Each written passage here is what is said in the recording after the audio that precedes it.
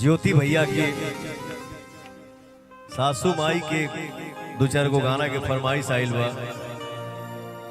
वह गाना हम गाओ दे।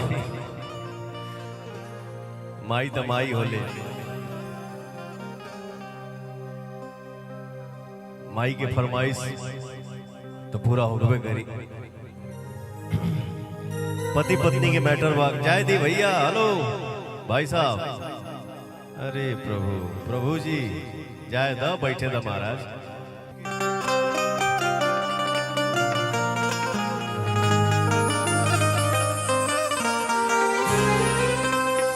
मोन हमें बांध लिया कि बिटोरा में बांध